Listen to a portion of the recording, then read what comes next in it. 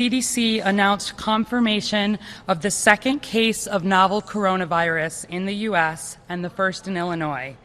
The patient is a Chicago resident, and my team at the Chicago Department of Public Health is working in close coordination with the CDC, the Illinois Department of Public Health, the Cook County Department of Public Health, and many other partners at the local, state, and national level to ensure a coordinated response.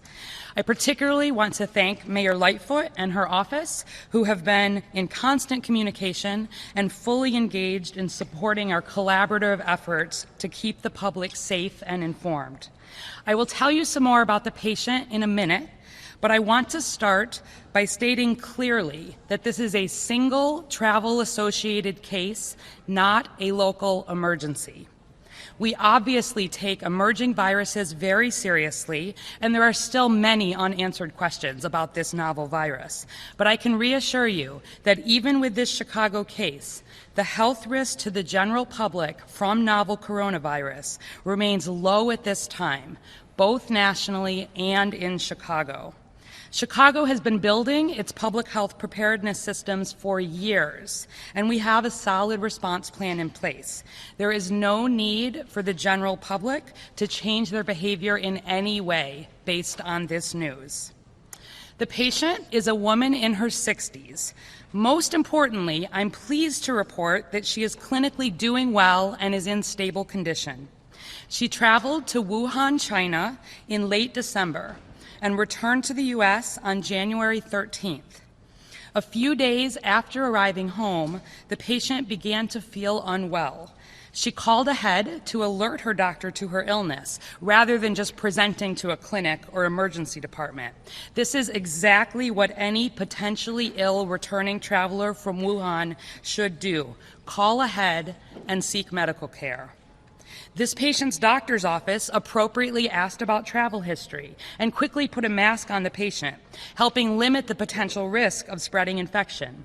Her doctor then referred her directly to a hospital with infection control capabilities for further workup. Again, this is exactly what we've been educating local healthcare providers to do.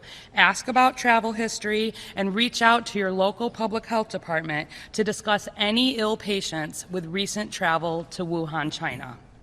Hospital staff then placed her in the appropriate setting for infection control, performed a full clinical workup, including ruling out more common viruses like influenza, and worked with public health to arrange testing for novel coronavirus at CDC.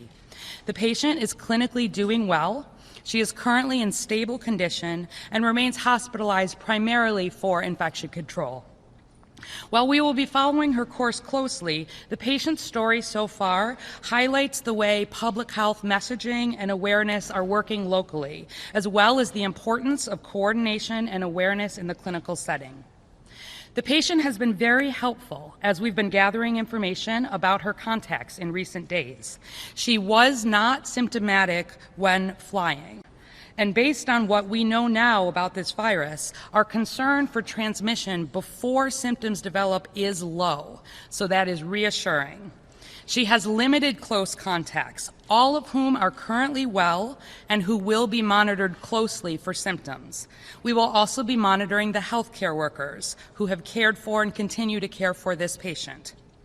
Since returning from China, the patient has had very limited movement outside her home.